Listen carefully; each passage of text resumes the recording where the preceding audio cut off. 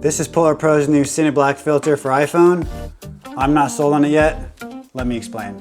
I'm using this Cineblack filter on my phone for a little over a month now. I've shot with it in Huntington Beach, downtown, and at the beach during midday. I shot sunset down at Salt Creek, and recently I used it a ton on our trip in Moab.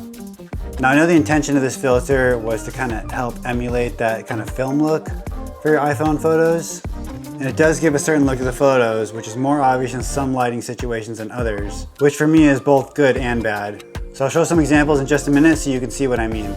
For context of what I'm using, I'm still using the iPhone 15 Pro. This is PolarPro's light chaser case so that I could use their filters. The majority of the time, I'm just using the native iPhone camera app to shoot photos, so all the examples that I'm going to show you guys are with the native iPhone camera app.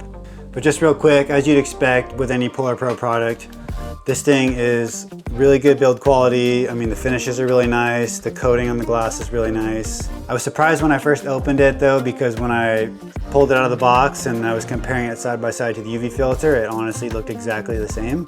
It's only when I look in close and you have the light reflecting off it like this, or when I got in close with my macro lens, that you could actually see the black specks in the glass. Creates the black mist effect that helps kind of soften the overall images. It's kind of strange looking at it because it makes the filter look like it's like kind of like dirty or smudged on the surface, but nothing like that shows up in the images, so you know it's good. So enough about the little nuances with the filter and the phone. Let's jump into some photos and I'll show you guys what the images actually look like with and without the filter.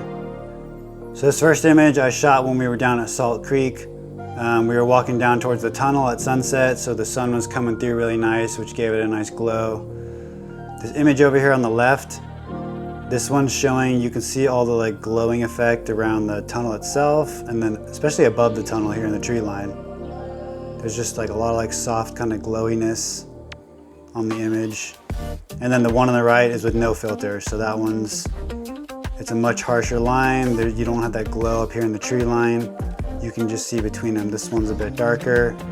The one on the left's softer and a bit brighter overall. This next one was a shot when we were in Arches National Park. I just took a photo as we were walking out of this little like slot canyon area. Again, you could see how glowing the kind of highlights are in the background from where it was light. And then just overall the image itself is that's pretty low contrast. So this image is less obvious at full scale. This was at Dead Horse Point in Utah. You know, zoomed out like this, it looks pretty similar. The one on the left is the one with the filter. You could, if I zoom in here a little bit, you can see the shadows. It's a bit brighter in the shadows. It's not as contrasty, so it's a little softer. Even looking at some of like the rocks and stuff, like this side's sharper for sure. I mean, again, it's pretty similar in this. There's no real color shift. The one on the left with the filter is just a little bit softer overall. It's a shot of the water off the end of the pier.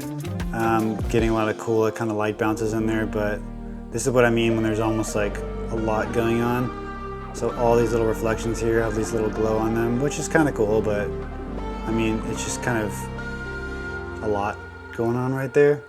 This is another one down on the pier, just kind of shooting back, so the light's coming, the sunlight's obviously coming from the left side of the image, bouncing off some of the metal on the roof here, so we're getting a bit of glow right there, which looks nice. This is one I took downtown with some string lights that were hanging up there, and you could see every single light has that glowing effect from it, which looks pretty cool in this instance. Last image I'm going to show, and this one was shot underneath the pier, shooting out.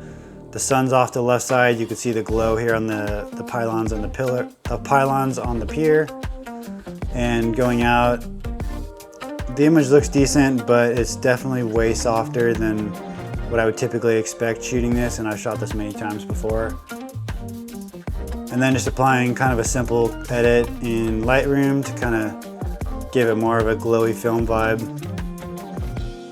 Boosted that up a little bit, played with the color a little bit more. So once you do some editing, I mean, you can really get these nice looking like film emulated looks. So I had the same complaint with this as I did with the UV filter. There's no real seal or anything inside of here. No gaskets or anything like that. So dust and lint, and in my case dog hairs, they always still find a way to get behind this filter onto the actual lenses itself. I do have to take the thing off more than I would have expected, which is a little annoying. It does still do its main job of protecting my camera lens, so I'd rather this thing get scratched up or damaged than my actual camera lens, because I could easily replace this thing.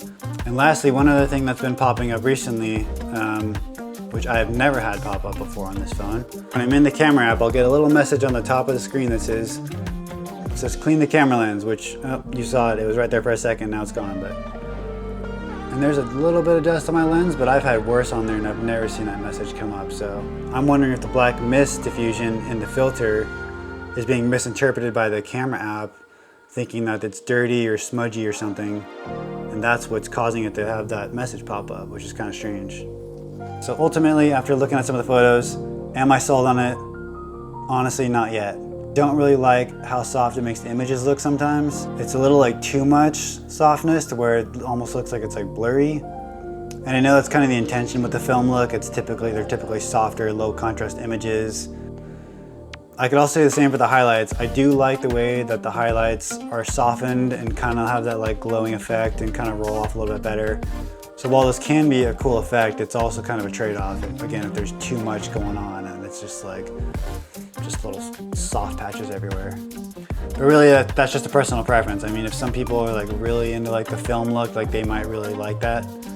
But for the purpose of just shooting quick photos or something on a phone, I'm kind of leaning towards not using this filter. I think I may end up just buying the regular UV filter, going back to using that one. Maybe I'll bring this one out in certain cases for certain types of shoots, but maybe I'll just make the UV one my everyday filter again. I just want to share my experience with it. I haven't really seen any videos when I was trying to search for it before I bought it. So hopefully this helps anyone looking into this to help make a better decision whether or not they want to get this for their phone. So thanks for watching, and I will catch you guys in the next one.